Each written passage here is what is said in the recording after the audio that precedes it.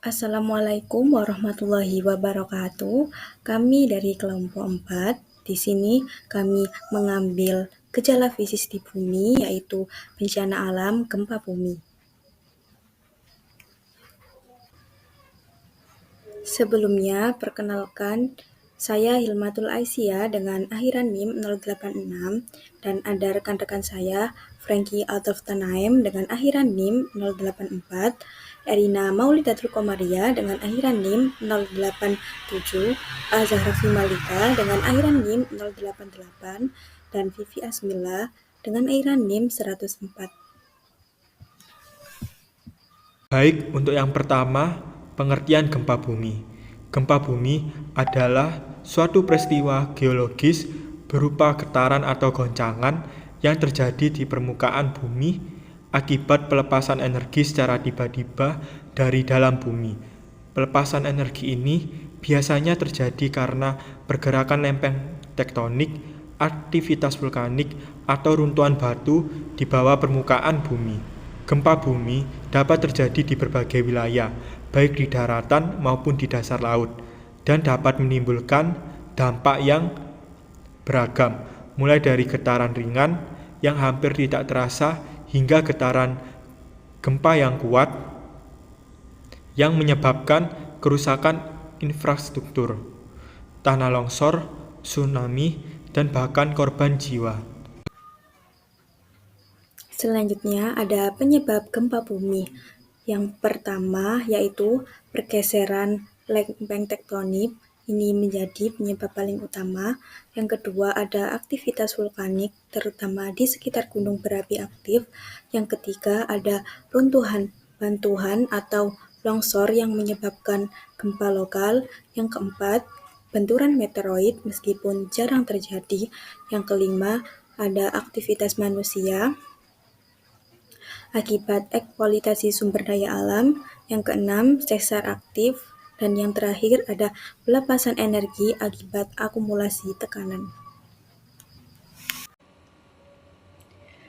Pembahasan yang berikutnya yaitu dampak gempa bumi. Dampak yang pertama, perubahan topografi dan struktur geologi. Gempa bumi dapat menyebabkan perubahan signifikan pada permukaan bumi, seperti terbentuknya patahan, retakan, atau bahkan perubahan elevasi tanah. Dampak yang kedua yaitu peningkatan aktivitas vulkanik. Gempa bumi yang terjadi di dekat gunung berapi dapat memicu atau meningkatkan aktivitas vulkanik. Getaran dari gempa dapat mempengaruhi pergerakan magma di dalam gunung berapi yang berpotensi menyebabkan letusan. Dampak yang ketiga yaitu perubahan aliran air tanah dan permukaan. Gempa bumi dapat mengganggu sistem aliran air tanah dan permukaan, menyebabkan mata air baru muncul atau mengering, serta mengubah arah aliran sungai. Dampak yang keempat yaitu kerusakan ekosistem. Getaran kuat dari gempa bumi dapat merusak habitat alami, menyebabkan hilangnya biodiversitas dan mengganggu keseimbangan ekosistem. Misalnya, gempa dapat menyebabkan runtuhnya terumbu karang atau hancurnya hutan bakau di daerah pesisir. Dampak yang kelima yaitu pelepasan gas dan material dari dalam bumi.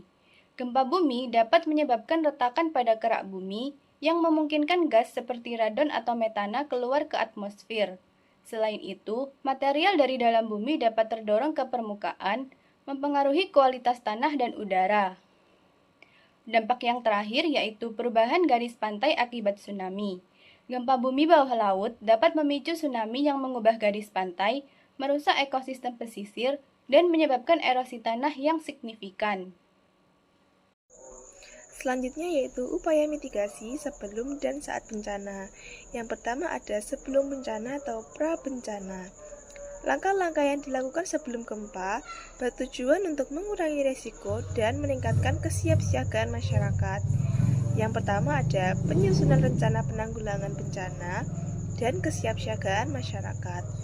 Pemerintah dan masyarakat perlu memiliki rencana darurat yang mencakup jalur evakuasi, titik kumpul, serta prosedur penyelamatan saat gempa terjadi. Yang kedua ada pembangunan infrastruktur tahan gempa.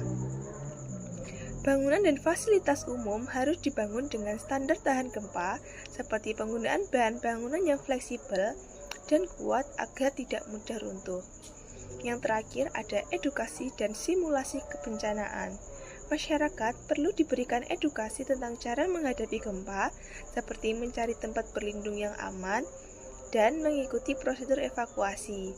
Simulasi rutin juga diperlukan agar masyarakat terbiasa menghadapi situasi darurat. Yang kedua ada saat bencana. Ketika gempa terjadi, langkah-langkah berikut perlu dilakukan untuk menyelamatkan nyawa dan mengurangi dampaknya. Yang pertama ada evakuasi cepat dan penyelamatan korban. Orang-orang yang berada di bangunan harus segera mencari perlindungan di tempat yang aman dan keluar menuju area terbuka setelah getaran berhenti. Tim penyelamat harus segera mengevakuasi korban yang terjebak di reruntuhan. Yang kedua ada penyediaan kebutuhan dasar. Pemerintah dan lembaga kemanusiaan harus segera menyediakan tempat pengungsian yang aman serta kebutuhan dasar seperti makanan, air bersih, atau pakaian bagi para korban. Yang ketiga ada pelayanan kesehatan darurat. Tenaga medis harus segera memberikan pertolongan pertama bagi korban luka dan menyediakan layanan medis bagi mereka yang membutuhkan perawatan lebih lanjut. Upaya mitigasi pasca bencana. Yang pertama, identifikasi korban melalui pencarian dan disaster victim investigation. DVI adalah prosedur standar dalam forensik yang mencakup pencocokan data, antemortem dan postmortem seperti sidik jari, DNA atau rekam medis. Pengenalan visual dan barang pribadi yang dilakukan dengan bantuan keluarga korban. Yang terakhir, dokumentasi medis dan forensik untuk memastikan identitas korban dengan akurat. Yang kedua, ada bantuan dan rehabilitasi, baik dari pemerintah maupun organisasi sosial, yang mencakup bantuan darurat seperti makanan, air bersih, obat-obatan, dan tempat pengungsian. Kemudian, bantuan finansial dan material seperti dana bantuan untuk keluarga terdampak serta distribusi tenda dan peralatan rumah tangga. Yang ketiga, program rehabilitasi misalnya perbaikan layanan kesehatan dan pendidikan agar masyarakat dapat kembali beraktivitas normal. Yang ketiga, pembangunan kembali infrastruktur termasuk rumah dan fasilitas umum. Fokus utama dalam tahap ini meliputi yang pertama, pembangunan rumah tahan gempa agar masyarakat lebih siap menghadapi bencana di masa depan. Yang kedua, perbaikan fasilitas umum seperti sekolah, rumah sakit, dan jalan yang terdampak. Dan terakhir, penguatan sistem mitigasi misalnya dengan membangun jalur evakuasi dan meningkatkan sistem peringatan dini. Dan yang keempat, dukungan psikososial termasuk bagi korban yang mengalami trauma. Bentuk dukungan ini mencakup sesi konseling dan trauma healing terutama bagi anak-anak dan kelompok rentan. Pendampingan psikologis yang diberikan oleh tenaga profesional untuk mengatasi PTSD dan kecemasan. Kegiatan sosial dan edukasi seperti terapi seni dan kelompok diskusi yang dapat membantu korban kembali beradaptasi dengan kehidupan normal. Sekian presentasi dari kelompok kami, kurang lebihnya kami memohon maaf yang sebesar-besarnya. Kami akhiri, wassalamualaikum warahmatullahi wabarakatuh.